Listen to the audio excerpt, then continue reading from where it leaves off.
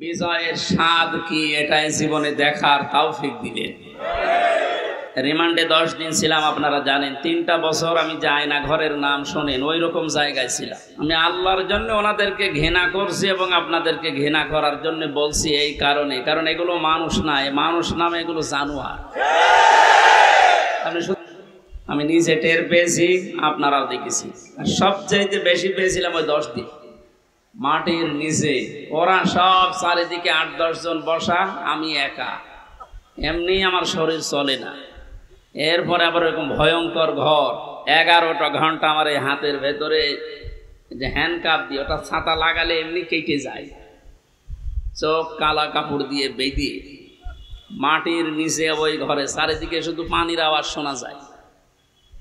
এই উপরে এভাবে 11 ঘন্টা আমার জোহর, আসর, মাগরিব, এশার নামাজ পড়তে দেয়নি। আমি এশারায় পড়েছি। 10 দিন আগে যার কথায় হাইকোর্ট, জজ কোর্ট, সুপ্রিম কোর্ট, প্রত্যেকটা কোর্ট ওঠা বসা করতো, এখন তার পক্ষে একজন আইনজীবী দাঁড়াবে, কেউ রাজি না। তার দলের লোক নেই। লক্ষ লক্ষ মানুষ এই পৃথিবীতে তার ভক্ত ছিল, সন্তান। এখন একটা বিচারপতি দাঁড়াবে, একটা উকিল দাঁড়াবে তার পক্ষ নিয়ে, কেউ রাজি নামে জালেমের পক্ষে।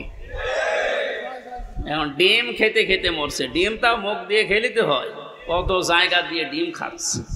শহীদ আল্লামা দেলাওয়ার হোসেন সাইদিকে আমি জীবনে 2 বার মাত্র দেখলাম, জেলখানায় একবার আর বাইরে চুয়াডাঙ্গায় একবার। এছাড়া সরাসরি দেখা হয়েছিল বিশ্ববিদ্যালয়ে থাকাকালীন, ওই যে উনি তখন এমপি ছিলেন, একবার। খুব কম সময় ওনার সাথে, কিন্তু ওনাকে ভালোবাসি আমি না দেখে আল্লাহর জন্য। ইন্নাল্লাযীনা আমানু ওয়া আমিলুস সালিহাত সায়াজআলু লাহুমুর রহমানু ওয়াদ্দা। আল্লাহ বলেন, অবশ্যই যারা ঈমান আনে আর ঈমানের দাবি অনুযায়ী যারা আমল করে, সৃষ্টি জগতের ভেতরে তার প্রতি একটা মহব্বত আমি আল্লাহ তৈরি করে দিই। এরপরও আমরা যে কথাটা বোঝাতে চাই যে আমি ওনাকে ভালোবেসেছি, এর আগেও এখনো বাসি, আমি মরণ পর্যন্ত ওনাকে ভালোবাসবো আল্লাহর জন্য, কারণ উনি আল্লাহর দ্বীনের খাদিম। 2 নম্বরে, আমি কাউকে যদি ঘৃণা করি, দেখতে না পারি, সহ্য আমার না হয়, এটা আমার আল্লাহর জন্য হয় না, আমার ব্যক্তিগত কারণ না। হ্যাঁ, আমি রিমান্ডে 10 দিন ছিলাম, আপনারা জানেন। 3টা বছর আমি যাই না ঘরের নাম শোনেন, ওই রকম জায়গায় ছিলাম। আমি আল্লাহর জন্য ওনাদেরকে ঘৃণা করছি এবং আপনাদেরকে ঘৃণা করার জন্য বলছি এই কারণে, কারণ এগুলো মানুষ না, মানুষ নামে এগুলো জানোয়ার। আপনি শুধু নাম শুনেই মনে করেন যে আয়না ঘর মানে চারিদিকে আয়না দেওয়া আছে। এতে কত বড় ভয়ঙ্কর মানবতার সাথে আমরা মানবতা বিরোধী অপরাধের বিচার করলাম। এই ঘরের সাথে যারা জড়িত A to Z, প্রত্যেকটা মানবতা বিরোধী অপরাধের শামিল। এদের বিচার এখনই করা দরকার। আজকে একজন ওর সাথে জড়িত যে সর্বোচ্চ পর্যায়ে, তাদের ভেতরে একজন ধরা পড়েছে অলরেডি। আমরা বিচার চাই, ওর কোনো বিচার নেই। 8-10 বছর, 12 বছর, 14 বছর একটা মাটির নিচের ঘরে, এদিকে 1.5 হাত, এদিকে 1.5 হাত। আপনি কি মনে করেন জিন্দা কবর ওইটা? এই কঠিন অবস্থায় যারা মানুষকে ফেলে রেখেছিল, আপনি যদি মেরে ফেলতেন, খবর দিয়ে দিতেন যে অমুক মারা গেছে, তারপরও তার স্ত্রীটা বিয়ে করতে পারত, তার ছেলে মেয়ে জানতো যে না মারা গেছে। ব্যারিস্টার আরমান, ওনার স্ত্রীর কাছে আপনি কি জবাব দেবেন বলেন তো? 8-10 বছর তার স্বামী থাকার পরেও না থাকার স্বামী, সে জানেই না যে বেঁচে আছে কিনা। আজকে একটা ছবি ফেসবুকে সব পাশাপাশি ওনারা বসে আছে, দেখলাম, আমার কান্না চলে এসেছে যে মানুষ, এরপরেও কিছু মানুষ জালেমদের পক্ষে এখনো পর্যন্ত সাফাই গাচ্ছে।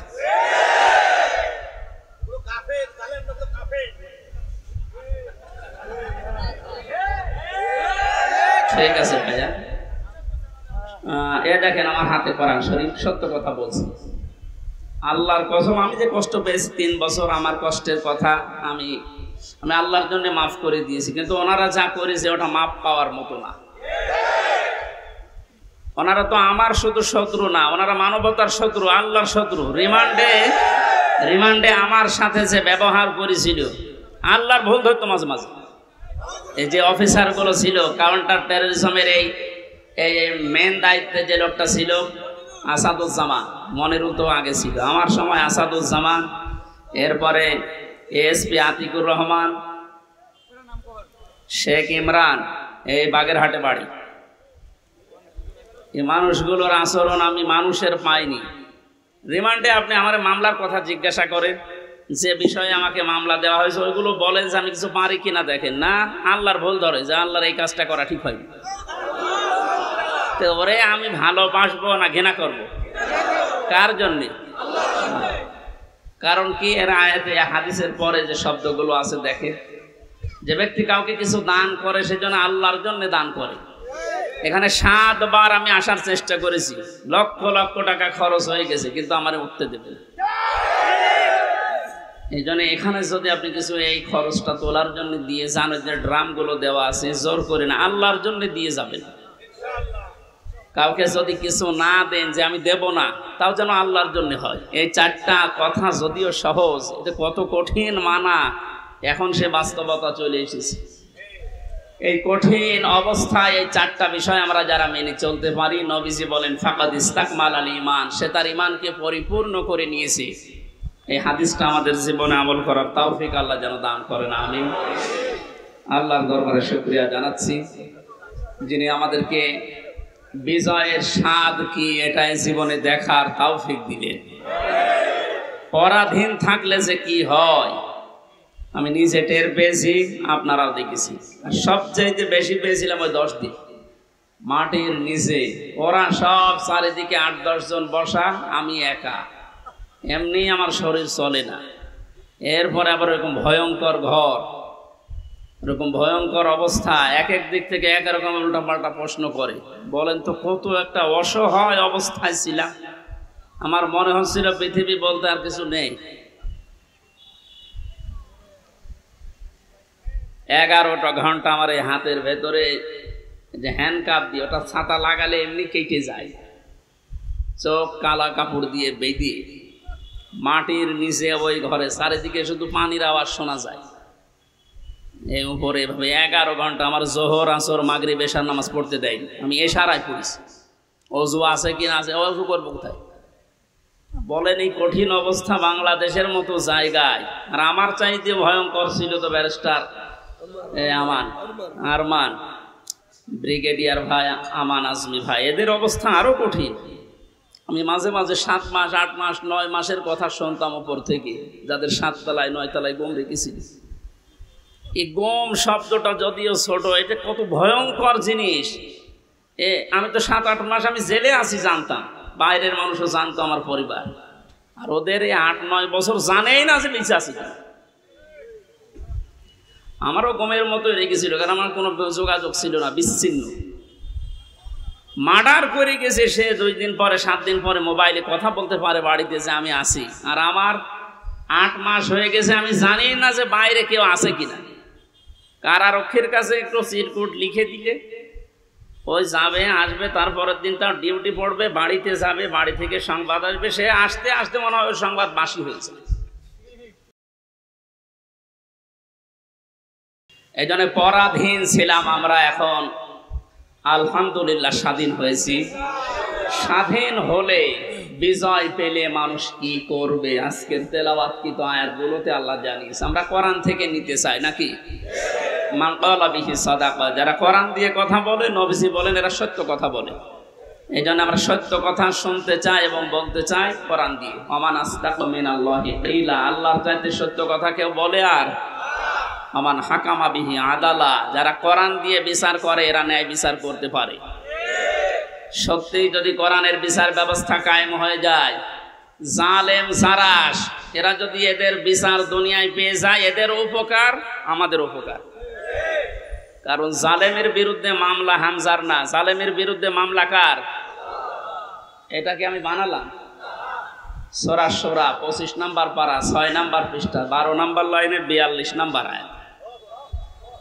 আল্লাহ পাক বলেন ইন্নামাস সাবিলু আলাল্লাযীনা ইয়াযলিমুনান নাস ওয়া ইয়াবগুনা ফিল আরদি বিগাইরিল হক উলাইকা লাহুম আযাবুন আলীম। এটা তাফসীরে ফি জিলালিল কোরআন। আমি জেলখানায় থাকতে যে তাফসীরগুলো দেখতাম তার ভেতরে এটা একটা, ফি জিলালিল কোরআন।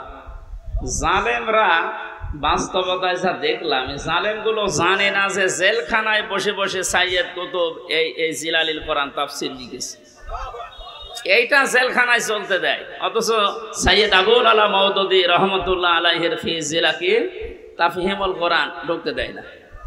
ও জালেমরা জানে যে ওইটা চাইতে ওইটা কত বড় কঠিন, আর ওর লেখাই হয়েছে জেলখানায় বসে, ওটা পড়তে দিত। ওখান থেকে রেফারেন্স হিসাবে যেগুলো বলবো বেশিরভাগ ওখান থেকে, বাকিগুলো তাফসীর ইবনে কাসির। আল্লাহ পাক বলেন কিয়ামতের ময়দানে আমি আল্লাহ নিজে মামলা দায়ের করব, আমি নিজে কেস করব, নিজে অভিযোগ দায়ের করব তাদের বিরুদ্ধে যারা মানুষ হয়ে মানুষের উপরে অত্যাচার চালিয়েছে। ইয়াজলিমুনা নাস, আল্লাহ ইয়াজলিমুনা এটা মোজারে দিয়েছেন, বর্তমান ভবিষ্যৎ, প্রেজেন্ট ফিউচার, নাস দিয়েছেন আল্লাহ। ইয়াজলিমুনা আল মুসলিমুনা দেয়নি। মানুষ হয়ে যারা মানুষের জুলুম উপরে জুলুম করে, তাদের অধিকার নষ্ট করছে, করবে, তারা মামলার আসামি হামজা না আল্লাহ? তাহলে বাংলাদেশে এই 15 বছরে আপনি যা করেছেন মানবতার সাথে, আপনি শুধু হামজার একা মামলার আসামি না, কিয়ামতে আপনি 15 কোটি মানুষের এবং আল্লাহর মামলার আসামি। আল্লাহর মামলার আসামিদেরকে আমরা এই মুক্ত স্বাধীন দেশে আর দেখতে চাই? কোনো দরকার নেই। শয়তান যেমন আল্লাহর গজব প্রাপ্ত, এগুলো আল্লাহর গজব প্রাপ্ত। শয়তান একজনের সাথে দোস্তি করেছিল, সারাদিন বন্ধুত্ব করার পরে সন্ধ্যাবেলা শয়তান ওরে ডাক দিয়ে বলছে, বন্ধু সারাদিন তো তোমার সাথে চললাম, ফিরলাম, খেলাম, আমি এখন আর থাকতে চাই না, আমি গেলাম। কেন? আমি তোমার সাথে থাকতে ভয় পাই। আমার সাথে থাকতে ভয় পাও? সারাদিন তো ছিলে, কে তুমি? আমার পরিচয় তো ওইভাবে আগে নাওনি, আমি হচ্ছে ইবলিশ, সুরত ধরে এসেছিলাম। ও তখন আশ্চর্য হয়ে বলে যে আপনি দূর হয়ে চলে যাবেন আমার কাছ থেকে, আপনার পরিচয় পেলে তো আমি দূর হতাম। না, আমি যেতে চাই এই কারণে, কারণ আমি আল্লাহর একটা বিধান মানি নাই। এ কারণে আল্লাহ আমারে একটা সেজদা না মানার কারণে পৃথিবীতে পাঠিয়েছে, তাও লানত দিয়ে। আমার নাম মারদুদ, আমার নাম রাজিম, কত রকমের নাম আমার উপরে দিয়ে আল্লাহ আমার বিদায় দিয়েছে। আর আজকে 17টা সেজদা ফরজ ছিল তোমার প্রতি, একটা সেজদাও দাও না। আল্লাহ রাগ করে তোমার উপরে যে গজব নাজিল করবে, ও গজবে আমি শয়তানও পড়ে যাব। ও আল্লাহর একটা বিধান লঙ্ঘন, সেজদা, এটা লঙ্ঘন করে যদি ভয় পায়, এই 15 বছরে আপনি 500 বিধানের একটাও মানেন নাই, আরো মানুষকে মানতে দেন না। এর গায়ে যদি জিন লাগে নিয়ে আসবে এর মা বাবা আমার কাছে, সূরা নাস আর ফালাক, এমনকি আয়াতুল কুরসি পড়ে ফু দিলে চলে যাবে, এটা আমাদের বিশ্বাস। এমন যাই, আর আমার তো মনে হচ্ছে এই ঘটনাটা বলার পর শয়তান আল্লাহর একটা মাত্র বিধান সেজদা দেওয়া লাগবে এটা মানে নাই, কিন্তু আল্লাহর বিধানের এগেইনস্টে নতুন করে কোনো বিধান শয়তান বানায়নি। কথা বুঝতেছে? আল্লাহর বিধানও মানে না, এতটুকুই শেষ। এর এগেইনস্টে নতুন করে কোনো বিধান বানিয়ে মানবো এরকম কিছু শয়তান করেনি। কিন্তু আল্লাহর এই পৃথিবীতে ক্ষমতা পেয়ে আল্লাহর যে বান্দা নিজে আল্লাহর বিধান মানে না এবং আল্লাহর বিধানের বাইরে নতুন করে বিধান বানিয়ে আল্লাহর বান্দাদেরকে মানতে বাধ্য করে, এটা শয়তানের চাইতে বড়। জিন শয়তান ধরলে তো নাস ফালাক আর ইখলাস পড়লে চলে যাবে, আর ওরে পুরা কোরআন শরীফ তেলাওয়াত করে ফু দিলেও যাবে না। সুতরাং এইরকম এত বড় শয়তান আমরা আর দেখতে চাই না। মুক্ত যখন হয়েছে আলহামদুলিল্লাহ, কোরআন কি জানিয়েছে বিজয়ের পরে আমরা ওইগুলো এখন শুনবো। আমার কথার অর্থ বোঝেন আপনি? সুতরাং যারা আল্লাহর মামলার আসামি, ছোটখাটো বিষয় এটা না, অনেক ভারী কথা। আপনি আল্লাহর মামলার আসামি হয়ে গেছেন, কিয়ামতে আপনি উকিল পাবেন কোথায়? দুনিয়ার দিকে তাকিয়ে টের পাচ্ছেন। 10 দিন আগে যার কথায় হাইকোর্ট, জজ কোর্ট, সুপ্রিম কোর্ট, প্রত্যেকটা কোর্ট ওঠা বসা করত, এখন তার পক্ষে একজন আইনজীবী দাঁড়াবে, কেউ রাজি না। তার দলের লোক নেই। লক্ষ লক্ষ মানুষ এই পৃথিবীতে তার ভক্ত ছিল, শুনতাম। এখন একটা বিচারপতি দাঁড়াবে, একটা উকিল দাঁড়াবে তার পক্ষ নিয়ে, কেউ রাজি নামে জালেমের পক্ষে। এখন ডিম খেতে খেতে মরছে। ডিমটাও মুখ দিয়ে খেলিতে হয়, কত জায়গা দিয়ে ডিম খাচ্ছে। ওই জায়গাতে যখন আলেমদেরকে মাজায় দড়ি দিয়ে ছাগলের মতো তুলতেন, আমার মতো মানুষ, আপনি জানেন না হামজা কি, ও নিজেও বলতো রিমান্ডে, আপনি কিছু করেন না আমি জানি, কিছু জানেন তো আমার হাতে এই যে এটা বাইন্ধে দিলেন, এই তো যথেষ্ট, আমি কি পালিয়ে যাব? পাই দিয়েছে ডান্ডা বেড়ি, মাজায় দিয়েছে দড়ি, মনে হচ্ছে ছাগল টেনে নিয়ে যাচ্ছে। আর ওই কোর্ট চত্বরে মানুষগুলো, কিছু মানুষ কাঁদতো আর কিছু শয়তান আসে দেখে টিপ্পনি কাটত, যা হচ্ছে ঠিকই হচ্ছে, এবার ঠেলা টের পাও।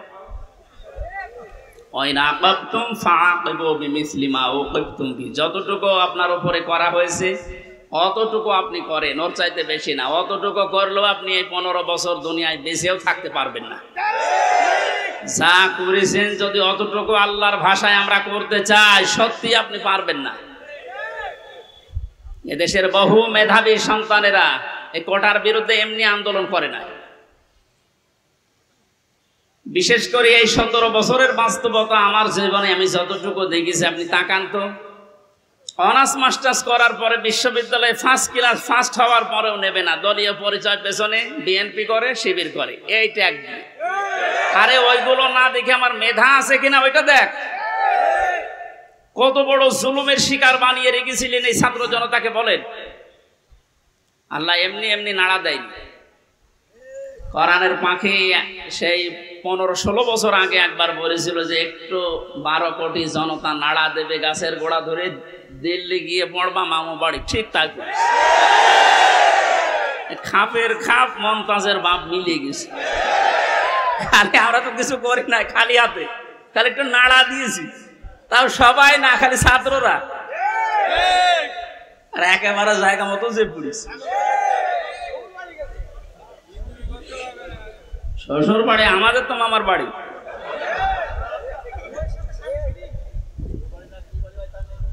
যাই হোক, আমি সে কথা বলতে চাচ্ছি, আমরা কোরআনে কারিম থেকে কথা শুনতে চাই, এবং জালেম যারা তারাও যেন মরণের পরে অন্তত তাদের আর বিচার না হয়, এই জন্য দুনিয়াতে আমরা তাদের বিচার দেখতে চাই। আপনারা আমাদেরকে শত্রু ভাববেন, আমরা আপনাদের বন্ধু, কারণ দুনিয়ায় উপকার করে দিচ্ছে। এ বিচার না হলে আপনি মনে করছেন মাপ পেয়ে যাবেন, কখনো না।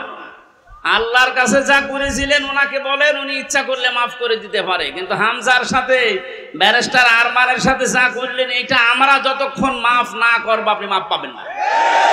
কারণ আপনি আমাকে আর আরমানকে শুধু কাঁদিয়েছেন তা না, আমার স্ত্রীকে কাঁদিয়েছেন, আমার মেয়েকে কাঁদিয়েছেন। আমার ছোট মেয়েটা আজ পর্যন্ত আমার চেনে না, আমার কাছে আসে না, ভয়তে বলা যায় ও হুজুর, ওরকম হুজুর বহু আসে। কারণ সেই 8-9 মাস ওরা রেখে গিয়েছিলাম, 3 বছর পর, ওটা এখন 4 বছর বয়স, ও চেনবে কি করি? সুতরাং আপনি শুধু আমার একা ক্ষতি করেননি, আমার মা বাবার ক্ষতি করেছেন, আমার স্ত্রীর ক্ষতি করেছেন, আমার সন্তানের ক্ষতি করেছেন, আমার সংসারটা নষ্ট করে দিয়েছে। সব কিছু এরকম হামজা একা, লক্ষ লক্ষ মানুষ এই দেশে আমার মতো ভিকটিম। আপনি মাপ পাবেন কয়জনে? 1 জন 2 জন 5 জন মাপ, কয়জন মাফ করতে পারে বলেন? এই লোকটাকে যদি আপনি মেরে ফেলেন তাহলে ওনার বিচার কি? ওনারও মেরে ফেলা লাগবে। ওনাকে যদি আমি মেরে ফেলি, আমার একটা বিচার এই যে আমাকে যদি মেরে ফেলেন তাহলে বিচার শেষ। কথা বোঝেন আমার? আর একটা সিস্টেম আছে, হ্যাঁ, ওনার স্ত্রী, ওনার মা বাবা, সন্তান আদি যারা, ওরা যদি মাফ করে দেয় টাকা পয়সা নিয়ে, জরিমানা নিয়ে, তাহলে মাফ। ওই 10 বছর 15 বছর 18 বছর 30 বছর জেল দিয়ে ওই লোকটা শুধু জেল খাটাই হবে, তার উপর আবার আর একটা জুলুম হয়ে যায়। কিন্তু ওনাকে মাপ পাওয়ার জন্য কোরআনে কারিমে হাদিসে যে 2টা বিষয় আমরা পাই। 1 নম্বরে ওনারে মাপ পাওয়ার জন্য ওনারে মেরে ফেলা লাগবে। এক কথা বলে না কেন? 2 নম্বরে শুধু মেরে ফেলা না, ওনার আত্মীয় স্বজন যদি টাকা পয়সা নিয়ে দিয়ে বলে যা মাফ করে দিলাম, ঠিক আছে। তাছাড়া মাপ পাওয়ার আর কোনো লাইন আছে? লাইন আছে? তো ওনার জীবন কয়টা? উনি আমাকে মেরেছে, আমি ওনাকে মেরে ফেললাম, শেষ হয়ে গেল। কিন্তু ওই লোকটা যদি 500 মানুষ 2700 ছাত্র হত্যা করার কারণ হয়, ওকে 2700 বার মারা লাগবে। পরে 2700 বার মারা যাবে? এমনি মরে গেছে, এমনি মরে যাচ্ছে, তো 2700 বার মারা যাবে কোন কায়দায়? একবার মরলে তো শেষ। 2699 বার এখনো মারা লাগবে, তো আমি মারবো কি করে? কারণ এতগুলো মানুষ এই কয়েকদিনে আমার সামনে 14 জন মারা গেছে কুষ্টিয়া, আমার সামনে। আমি মরণের পরে 5 তারিখে যেদিন স্বাধীন হয়ে যায়, 6 তারিখে সকালবেলায় প্রত্যেকের বাড়িতে আমার যা সামর্থ্য ছিল, এমনিতে আমি মুসলিম, যতটুকু পেরেছি 2 মাস চলার মতো তাদেরকে দিয়ে এসেছি। নেন হাসপাতালে গিয়েছিলাম দেখতে, এক একজনের যে অবস্থা, এই জায়গায় গুলি লাগিয়ে, এই জায়গায় বন্দুক লাগিয়ে দিয়েছি, এই জায়গায় লাগিয়ে দিয়েছি, লজ্জাস্থান নষ্ট হয়ে গেছে। এরকম বহু মানুষ হাসপাতালে কাতরাচ্ছে এখনো, সেটা কুষ্টিয়া, বাকি জেলাগুলো তো আমি তো জানি না এখন সব খবর, আর এই 8-9 দিন ছিলাম তো বাইরে, এই জন্য সব খবর জানিও না। সুতরাং আমাকে যদি আপনি একজন মারার জন্য মেরে ফেলতেন, আমার তো বিচার হয়ে যেত। আমি তো কারণ হয়ে দাঁড়িয়েছি 2700 মানুষ মারার, আমাকে তো 2700 বার মারা লাগবে। এখানে এই বিচার এখন আর দুনিয়ায় নেই, এই বিচার করার জন্য আল্লাহ আখিরাত বানিয়েছে। 2700 বার আপনাকে মারবে, আপনার লজ্জার স্থান নষ্ট করে দেবে। এই জন্য বলছি, জালেম যারা আছেন এখনো ফিরে এসে সে সমস্ত মানুষের উপরে জুলুম করেছিলেন, ওনাদের কাছে চা, ওনারা যদি কিছু করতে পারে। তাছাড়া আল্লাহ জানিয়েছেন যে আমি মাফ করব না, কারণ এটা আমি দায়িত্ব ছেড়ে দিয়েছি যাদের উপরে জুলুম করেছিলে তাদের উপর। এখন তাদেরকে বলেন, ওনারা যদি মন থেকে কিছু করে, তাছাড়া আপনি দুনিয়াও ধ্বংস করেছেন, আপনার আখিরাতও ধ্বংস হয়ে যাবে। আল্লাহ তুমি আমাদেরকে জালেম হওয়া থেকে রক্ষা করো। এই শব্দটা শুনতে যদিও সহজ মনে হচ্ছে, জালেম, এটা কত বড় নিকৃষ্ট আল্লাহর কাছে। কারণ জালেমদেরকে আল্লাহ বারবার কোরআনে জানিয়েছেন, আল্লাহু লা ইয়াহদিল কওমাজ জালিমিন, জালেমদের আমি পথ দেখাই না, হেদায়েত দেই না। আমরা যদি অনেকে বলো হুজুর আমাদের কেন্দ্রীয় আমির বারবার দোয়া করে, তো দোয়া করে করবো কি? জালেমদের তো হেদায়েত হবে না। আপনি কোনদিন ব্যারিস্টার আজমের কে আরমান, ব্যারিস্টার আরমানের স্ত্রীর কাছে মাপ পাওয়ার কথা না, সে মানুষ ছিল আপনার মতো। এরপরও বলছে আপনারা চেষ্টা করেন, যদি মাপ পান, না পাইলে বুঝবেন আপনার দুনিয়া আখিরাত ধ্বংস হয়ে গেছে। আল্লাহ তুমি আমাদেরকে মাফ করো, বলেন আমিন। কোরআনের বিচার যতদিন পর্যন্ত কায়েম না হচ্ছে, বসে থাকার, থেমে থাকার আমাদের কোনো সুযোগ নেই। যে যেখান থেকে আসি আমরা চেষ্টা চালাবো, চর্ম চোখে দেশে দেখতে চাই আল্লাহর কোরআন দিয়ে বাংলাদেশটা চলছে। কারণ আমরা তো দেখলাম যে বাবা চালালে কেমন লাগে, চাচা চালালে কেমন লাগে, স্বামী চালালে কেমন লাগে, বউ ভাবি সবাই চালিয়েছে, সবই দেখলাম যে কেমন লাগছে। একটা জিনিস এখন দেখতে বাকি আছে, যে কোরআন দিয়ে, আল্লাহর কোরআন দিয়ে রাষ্ট্র চালালে কেমন লাগে, এটা দেখতে বাকি আছে না?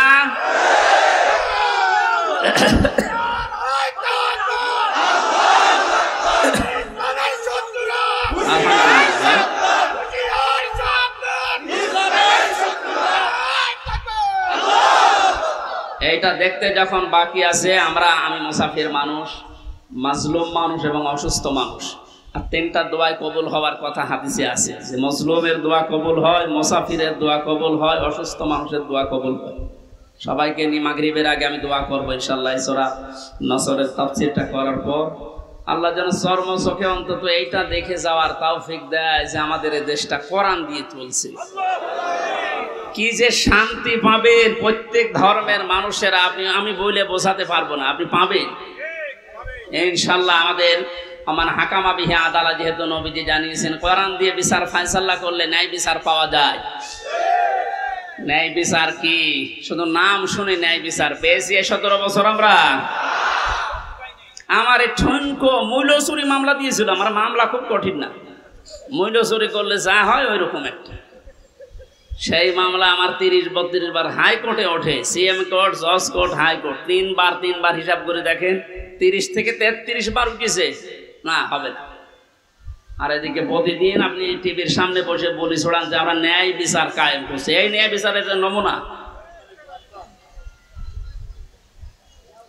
যা করেছেন বিচার ব্যবস্থায়, যাদেরকে বসিয়েছেন প্রত্যেকটা অবিচার করেছে। আর আমার 164 যে ম্যাজিস্ট্রেট নিয়েছিল, ওই শয়তানকে আমি জেলখানায় যাওয়ার 3 মাস পরে দেখি ও ভেতরে ঘুরে বেড়াচ্ছে। কি এখানে কেন? ও আমার বেকার ওই সমস্ত বিষয়গুলো লিখে, মানে একেবারে জালিয়াতি করে সই করিনি। বলছে হুজুর আপনি মাত্র কিছুক্ষণ পরে বেরিয়ে চলে যাবেন, কারণ আমি 164 বুঝতাম না, ওইসব লাইনের লোক আমরা। এই সিটারি বাটমারি এই 2 নাম্বারই করে বসে খালি সই করে দেন, নিচে আপনার ছোট ছোট মেয়েরা কাঁদতেছে আমি জানি, আপনি চলে যাবে। ওর ওপর বিশ্বাস করে আমি সই করি নিচে আসলাম, দেখা সাক্ষাৎ করে আমার জেলে পাঠিয়ে দিলে, আনন্দে আছে যে কয়েকদিন মাত্র বের হয়ে যাবে। ও আল্লাহ শুনছো এটা 164, আমি যা যা বলতে চাইনি ওই শয়তান সব লিখে খালি আমার সইটা বসিয়ে দিয়েছে। পরে জেলখানায় দেখি কাশেমপুরে, বললাম কি আপনি এখানে, আপনি এই কাজটা ঠিক করলেন, জেনে শুনে আমার জীবনটা এভাবে নষ্ট করলেন? বলছে আমার উপর থেকে যা বলেছে আল্লাহর ওলিরা আমি তাই করছি, আমার কিছু করার নেই। তা আপনি এখানে কি? বলছে আমার বউ মামলা দিয়েছে। তোর বউ? আমিও মামলা দেবো তোর নামে। এই জন্য আল্লাহ ছাড় দিয়েছিল কিন্তু ছেড়ে দেয়নি। ইন্না বাদশা রাব্বিকা লাশাদীদ, আল্লাহর ধরা বড় শক্ত ধরা, যেটা আমরা আইন মন্ত্রী আরে দরবেশ বাবারে দেখি বুঝলাম কি দাপট গো। আমি মাঝে মাঝে আইন মন্ত্রীর আদালতে দেখতাম, আরে দরবেশ বাবা দেখতাম বসে আছে, আমারে যখন নিয়ে যেত ওই উপরে দেখা যেত তো বসে আছে দরবেশ। দরবেশ যে এই কাম করতে পারে আমার তো কোনোদিন বিশ্বাস হয়নি। হ্যাঁ, দাড়ি কেটে নম হয়ে গেছে, শয়তান পর্যন্ত ওর এখন ঘৃণা করেছে যে আমি এত খারাপ না।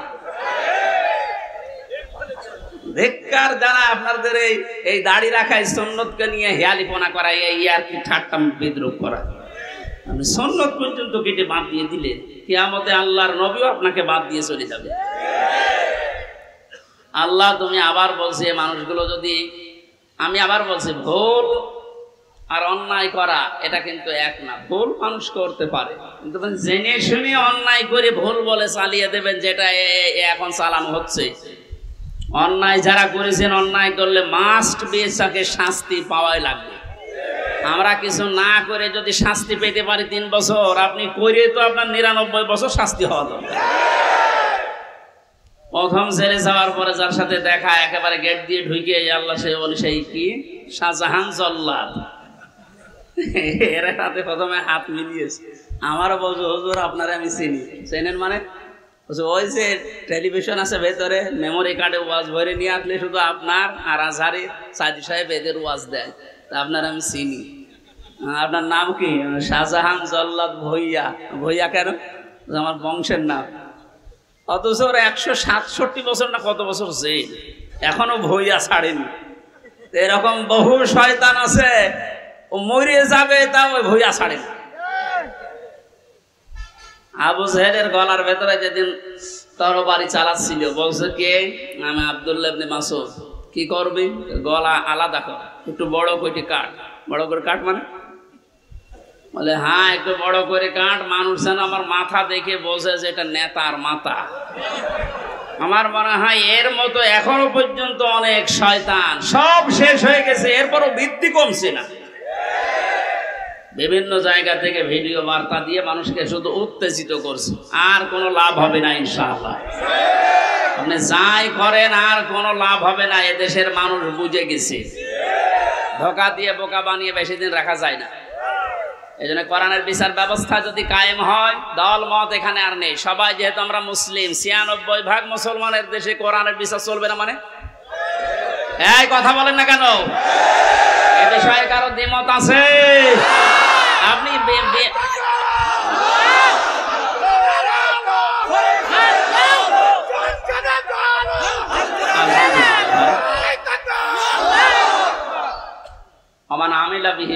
যারা কোরআন দিয়ে আমল করবে, কিয়ামতে আল্লাহ নিজে তাদেরকে পুরস্কার দান করবেন।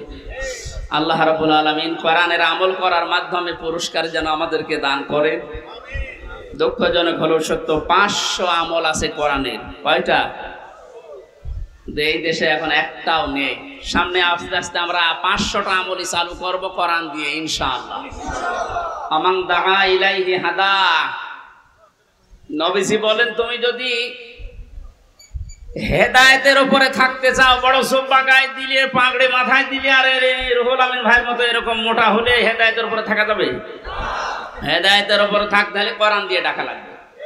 আমান দাআ, একালি টান আছে, দাআ ইলাইহি হাদা, কেউ যদি হেদায়েতের উপরে থাকতে চায় সে যেন মানুষকে কি দিয়ে ডাক দেয়। তাহলে আজকে থেকে আমার দাওয়াতি কাজের মেন টার্গেট হবে কি বলেন তো? নবীজিকে পর্যন্ত আল্লাহ আদেশ দিয়েছেন, ইয়া আইয়ুহার রাসূল বাল্লিগ মা উনজিলা ইলাইকা মির রাব্বিক। হে রাসূল, আপনি তাবলীগ করেন, প্রচার করেন, দাওয়াতি কাজ করবেন কি দিয়ে? সুতরাং আমরা দলমত চিনি না, বুঝি না, এসব কিছু যেন এই কেন্দ্রিক হয়। ফাকাদ হুদিয়া ইলা সিরাতিল মুস্তাকিম। কেউ যদি হেদায়েতের উপরে থাকতে চায় কোরআন দিয়ে সে ডাকবে, এবং কেউ যদি কোরআনের ডাকে সাড়া দেয় আল্লাহ নিজে তাকে হেদায়েত নসিব করে দিবে। সুতরাং আজকে আমরা কোরআনে কারিম দিয়ে আপনাদেরকে ডাক দেব, আপনারা কোরআনের ডাকে সাড়া দেবেন। আমরা প্রত্যেকেই হেদায়েতের উপরে চলতে চাই, সিরাতে মুস্তাকিম আমরা পেতে চাই। আমিন। দরুদ আর সালাম পড়ছি মুহাম্মদ রাসূলুল্লাহ সাল্লাল্লাহু আলাইহি ওয়াসাল্লামের প্রতি। সূরা নাসর পড়েছি, মাদানী যুগের সূরা। কোরআন শরীফে 3 আয়াত বিশিষ্ট 3টা সূরা আছে, আসর, নসর আর কাউসার। কয়টা বলেন তো? নসর মানে সাহায্য, নসর মানে কি? আর নাসর মানে ইগল। নুন সাদ র, নাসর মানে সাহায্য, নুন সিন র, নাসর মানে ঈগল পাখি। এজন্য এখানে যারা তেলাওয়াত করেন এই সূরাটা নামাজে একটু মুখ গোল করে পড়বেন। আল্লাহ পাক বলেন, ইযা জা নাসরুল্লাহি ওয়াল ফাত। যখন আল্লাহর সাহায্য আসবে তখন আপনি বিজয় দেখতে পাবেন। যদি আপনি ইযা জা নাসরুল্লাহি ওয়াল ফাত বলেন সিন দিয়ে, যখন ঈগল পাখি আসবে তখন বিজয় পাবেন। পুরা মানে উল্টিয়ে যাচ্ছে। এই জন্য একটু খেয়াল করে শব্দগুলো উচ্চারণ করবেন। যেহেতু এটা মাদ্রাসা আপনারা বানিয়েছেন, এলাকার মানুষেরা, আপনাদের একটা সুন্দর অন্তত ব্যবস্থা আছে। এই মসজিদ মাদ্রাসা দিয়ে শুধু ছাত্র ছাত্রী না, এখানে বয়স্ক শিক্ষা চালু করে যারা পড়তে পারেন না তাদেরকেও নিয়ে আসেন। 2-3টা একটা ব্যাচ করে দিন। আমার গ্রামের বাড়ি কুষ্টিয়ার হালসা। আমি একবার যে দেখি মানুষ নামাজে একেবারেই নেই। গ্রামে তো যেতামও কম। মহসিন সাহেবকে বললাম, মানুষজন বহুত মানুষ নামাজ পড়ে, নামাজ পড়ে না, এটা এদের দোষ নাই, দোষ আমার। কারণ নামাজ যে কি এটা এরা জানে না, আর নামাজের ভেতরে যে আসলে কি পাওয়া যায় এটা তো এরা বোঝে না। দেখেন আমি ওই ব্যবস্থাটা করে দেই, তখন আর এই 2-5 জন না, কমপক্ষে এই মসজিদে যে 500 মানুষ, ধরো 400 মানুষ চলে আসবে। 2 জন উস্তাদ রেখেছিলাম, নিজের টাকা যা আসতো সব দিয়ে বললাম যে আপনারা পড়েন। মাগরিবের পর থেকে বাবার বয়সী লোক যারা কাজ কাম নেই, সারাদিন মাঠে ঘাটে ঘাটে, বললাম পড়েন, কিচ্ছু দেওয়া লাগবে না, সব খরচ আমার, আপনারা শুধু কোরআনটা শেখেন। ওলা 2-3 মাস যাবার পরে দেখি মসজিদের চেহারা পাল্টিয়ে গেছে। কিন্তু মাঝখান থেকে যে আমার জীবনে একটা কালো মেঘ নেমে আসলো, ওই গেলাম, ধরে নিয়ে গেল। 3 বছরে যে বন্ধ হয়ে আছে, এখনো চালু করতে পারি নাই, আবার সামনে করবো ইনশাল্লাহ। আমি দেখেছিলাম মাত্র 2-2.5 মাসের ব্যবধানে কত মানুষ এই যে নামাজে, তখন তাদেরকে পিটিয়েও আপনি দূর করতে পারবেন না। সুতরাং এখানে মাদ্রাসা মসজিদ বানিয়েছে বয়স্কদের জন্য, মাগরিব থেকে এশা, এশা থেকে আরো রাত 9টা-10টা পর্যন্ত কোরআন কেন্দ্রিক আসেন সবাই, দলমত নির্বিশেষে। তখন আপনাকে কোরআনে কারিম নিজেই হেদায়েত দিয়ে পথ দেখিয়ে দেবে। এই জন্য তেলাওয়াত শুদ্ধ করা দরকার। এখানে বহু মানুষকে আমি দেখি, একটু বলেন তো ভাই, 7টা আয়াত পড়ে সূরা ফাতিহার, 7টায় ভুল পড়ে, অথচ 10 বছর নামাজ পড়ছে না। এটা তেলাওয়াত শুদ্ধ করা দরকার। আল্লাহ পাক জানিয়েছেন, ইযা জা নাসরুল্লাহি ওয়াল ফাত। যখন আসবে আল্লাহর সাহায্য তখন আপনি বিজয় দেখতে পাবেন। এতদিন পর্যন্ত আমরা আল্লাহর সাহায্য কি এটা পাইনি, এজন্য বিজয়ও পাইনি। বদরের ময়দানে বিশ্বনবী মাত্র 80 জন মানুষ নিয়ে গিয়েছিলেন, না 313 জন, আর ওদের ছিল 1000 এর উপরে। আল্লাহর পক্ষ থেকে আল্লাহ সাহায্য পাঠিয়েছিলেন, এই জন্য মহান আল্লাহ ওই সময় তাদেরকে বিজয় কি দেখিয়েছিলেন। আবু জেহেলের মতো এত বড় লিডারকে আল্লাহ ওই দিন দুনিয়া থেকে লাঞ্ছিত অবস্থায় বিদায় দিয়েছেন। যোগে যোগে শুধু বদরের ময়দান না, কিয়ামত পর্যন্ত এরকম বদরের ময়দান কায়েম হতে থাকবে। বড় বড় কাফের যারা, বড় বড় মুশরিক যারা, আল্লাহদ্রোহী যারা, তাদেরকে আল্লাহ বিদায় করবেন যদি আল্লাহর সাহায্য এসে থাকে। আমাদের দেশেও কম ছিল না, বহু মানুষকে আমরা দেখেছিলাম অহংকারে পা মাটিতে পড়তো না। আল্লাহ রাব্বুল আলামিন এই মানুষগুলোকে বিদায় করে দিয়ে তার সাহায্য পাঠিয়ে একটা বিজয় আমাদেরকে যে দেখালেন, বিজয় পাওয়ার পরে যে দৃশ্যটা, এটা এখন আবাহমান জারি আছে, যেটা আমি আমার চোখে দেখতে পাচ্ছি আয়াত অনুযায়ী। দেখেন তো মেলে কিনা। ওয়ারাআইতান নাসা ইয়াদখুলুনা ফি দীনিল্লাহি আফওয়াজা। আপনি যখন বিজয় পাবেন, সাহায্য পাওয়ার পরে, তখন দেখবেন দলে দলে পালে পালে মানুষ ইসলামে প্রবেশ করছে। বাংলাদেশের এই 64 জেলার দিকে তাকালে, শুধু ইন্টারনেটের দিকে একটু চোখ বোলান, দেখেনি আয়াতটা এখন কার্যকর হওয়া অলরেডি শুরু হয়ে গেছে। ইসলামপন্থী মানুষ, বিশেষ করে যারা একামতে দিনের দায়িত্ব পালন করে, যারা মন থেকে কাজ করে, তাদের যে অ্যাক্টিভিটিস গুলো, তাদের যে কাজকর্মগুলো, তাদের যে ইখলাস আমরা দেখতে পাচ্ছি। দাওয়াতও দেওয়া লাগছে না, তাদের ইখলাস দেখে, শুধু কাজ দেখে এখন মানুষ ইসলামে প্রবেশ করে অলরেডি ফেলছে। আমার তো মনে হচ্ছে এই আয়াতটা আল্লাহ আমাদেরকে অলরেডি দেখাবে। সূরা কাসাস থেকে একটা আয়াত কালকে আমি পড়ছিলাম, অনুরিদু আন্না মুন্না আলাল্লাযীনা ইসতুযইফু ফিল আরদি ওয়া নাজআলাহুম আইম্মাতাও ওয়া নাজআলাহুমুল ওয়ারিসিন। ওই কিচ্ছা কাহিনী না, একেবারে বাস্তব যেটা ঘটবে বা ঘটতেছে, ওইটা আপনি কোরআন থেকে শোনেন। আল্লাহ পাক বলেন, ওই জামানায় হযরত মুসা আলাইহিস সালামের যে দলটা ছিল, তিনি যে দলের লিডার ছিলেন, ফেরাউন বহু দলে বিভক্ত করে মানুষদেরকে দুর্বল করে রেখেছিল। শুধু একটা দলকে সে টার্গেট বেশি নিয়েছিল, সেটা মুসা নবীর দল। আমার আল্লাহ নিজের পক্ষ থেকে জানালেন, আমি আল্লাহ কিন্তু ইচ্ছা আলাদা করেছিলাম। আমার আল্লাহর ইচ্ছা ছিল এইটা, যে দুনিয়ার ময়দানে আমি মুসা নবীকে এই জামানায় এই জাতির নেতৃত্বে বসাবো এবং জমিনের ওয়ারিস, উত্তরাধিকারী তাদেরকে বানিয়ে দেব। আমি তাই করেছিলাম। আয়াতটা এখন বাস্তব আমার মনে হচ্ছে, আমার চোখে ভাসতেছে। আল্লাহ, তুমি সূরা কাসাসের 5 নম্বর আয়াতটা আমাদেরকে দেখাও। স্বৈরাচার নব্য ফেরাউন এই পৃথিবীতে বহু দল ছিল এদেশে, সব দলকে টার্গেট না করে শুধুমাত্র কোরআনে কারিম এই পৃথিবীতে যেন বিদায় নেয়, কোরআনের লোকগুলো যেন এই দুনিয়াতে আসতে না পারে, এই কাজ করার জন্য যারা চেষ্টা চালিয়েছিল, আল্লাহ তাদেরকেই যেন জাতির ইমাম আজ দিনের পর দিন বানিয়ে দিচ্ছে। তাদেরকে ওয়ারিস বানাচ্ছে, জমিনের উত্তরাধিকারী বানিয়ে দিচ্ছে। আমরা আবার দোয়া করছি, আল্লাহ তুমি আয়াতটা আমাদেরকে সর্বচোখে দেখাও। অনুরিদু আন্না মুন্না আলাল্লাযীনা ইসতুযইফু ফিল আরদ ইলা আখিরি আয়াত। আমাদের আজকের মাহফিলের প্রধান অতিথি মনে হয় আসতেছে। কি নাম জানো ভাই? এম এস সালাম। এম এস সালাম। ইউনুস। এম এস সালাম। ও এম এস সালাম। আজকের মাহফিলের প্রধান অতিথি সাবেক সংসদ সদস্য, সাবেক জনাব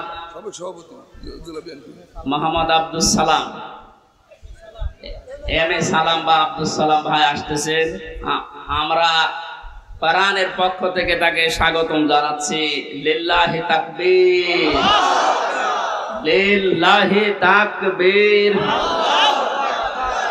আব্দুল সালাম ভাইয়ের আগমন কোরআনে কারিমের মাহফিলের পক্ষ থেকে। আপনাদের এলাকার সন্তান, আমি তো পরিচিত না ভাইয়ের সাথে। তাফসীরুল কোরআন মাহফিলে উনি শত ব্যস্ততার ভেতরেও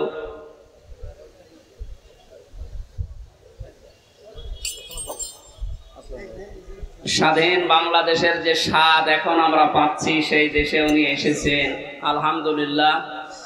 সালাম ভাই পরে একটু পরে কথা বলবে ইনশাল্লাহ, আমরা আয়াতটা শেষ করিনি। আপনারা আছেন তো? পারিবারিক জীবন নিয়ে যে বইটা আমি লিখেছিলাম, ওই বইটা আমি নিয়ে এসেছি। ওইটা আপনারা যাবার সময় গেটে আছে আমার গাড়িতে, ওই ডানের গেটে নিয়ে যাবে, কাজে লাগবে স্ত্রীদের জন্য। আমি ওইদিকে যাচ্ছি না, ওটা লিখেছিলাম জেলখানার দৃশ্যগুলো দেখে। আজকে আমাদের মাহফিলে যিনি এসেছেন প্রধান অতিথি হিসাবে জনাব এম এ সালাম ভাই, উনি আর কিছুক্ষণ পরে আপনাদের সামনে দোয়া নেবেন, কথা বলবেন। আমরা আয়াতটা শেষ করি, যেহেতু তাফসীরুল কোরআন মাহফিলে। কোরআনের আয়াতের দিকে তাকালে আমি যেটা দেখতে পাই, ইয়াদখুলুনা এটা মুজারে, বর্তমান ভবিষ্যৎ, প্রেজেন্ট ফিউচার। ফি দীনিল্লাহ, আল্লাহর দ্বীনের ভেতরে। বলেন তো দ্বীন কার? আল্লাহ। দ্বীন কি আমির হামজার, এম এ সালামের? কার? দ্বীন আল্লাহর। বলেন দ্বীন কার? দ্বীনের মালিক এই পৃথিবীতে কেউ না, এমনকি বিশ্বনবী মুহাম্মদ রাসূলুল্লাহ দ্বীনের মালিক ছিলেন না, তিনি দ্বীনের খাদেম ছিলেন। কি ছিলেন বলেন তো? আমরাও দ্বীনের কি? খাদেম। সুতরাং আমরা খেদমত করে যাব দ্বীন ইসলামের, দ্বীনের। আল্লাহর এই দ্বীনকে আমরা জমিনে জিন্দা রাখার জন্য চেষ্টা চালিয়ে যাব। কারণ খাদেমের যে কাজ, কামলার যে কাজ, আমরা সেই দায়িত্ব নিয়েছি। আমরা যেন চর্মচোখে অন্তত এটা দেখতে পাই যে আল্লাহর দ্বীন এই জমিনে কায়েম হয়ে গেছে। যেহেতু সেই পর্যায়ে আস্তে আস্তে আসতেছে, এখন আনন্দ বিজয় কিভাবে উল্লাস করবেন, উদযাপন করবেন, আল্লাহ কোরআনে কারিমে সূরা নাসরে জানিয়েছেন, ফাসাব্বিহ বিহামদি রাব্বিকা ওয়াস্তাগফির। আল্লাহর সাহায্য এবং বিজয় যখন আসবে তখন আপনি ইস্তেগফার করেন আর হামদ প্রকাশ করেন, তাসবিহ করেন। এখানে তাসবিহ কি? এক একটা সৃষ্টি জগতের তাসবিহ হামদ এক এক রকম। গাছের হামদ হচ্ছে সকালে আর বিকালে ছায়াটা লম্বা করে দিয়ে সেজদা দেওয়া, এটা তার হামদ, তার প্রশংসা।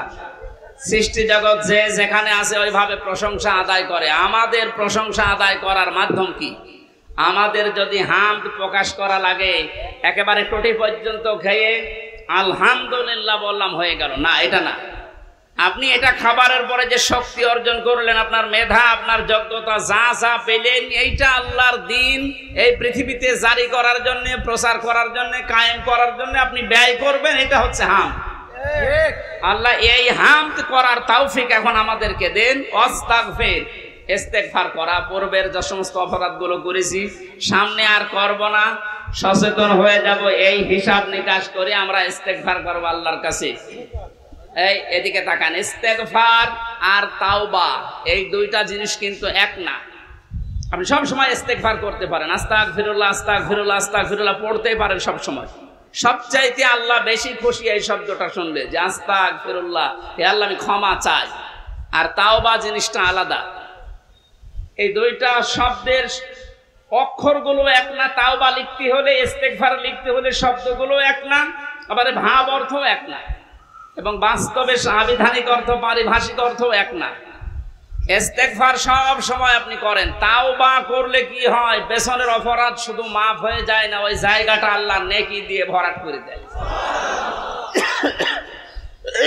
আল্লাহ এখানে জানিয়েছেন ওয়াস্তাগফির, হে নবী আপনার উম্মতদেরকে বলেন তারা যেন বিজয় পেলে লাফালাফি না করে, আনন্দ উল্লাস করতে গিয়ে আল্লাহর বিধানের বাইরে চলে না গিয়ে তারা যেন ইস্তেগফার করে। তাওবা, ইস্তেগফার এগুলোর ভেতরে নিমজ্জিত থাকে। ইন্নাহু কানা তাওয়াবা, অবশ্যই তিনি তওবা কবুলকারী। ইস্তেগফার করলে তাকে মাফকারী। আল্লাহ এই আয়াতগুলো চর্মচোখে আমাদেরকে দেখার তৌফিক দিন, আমিন।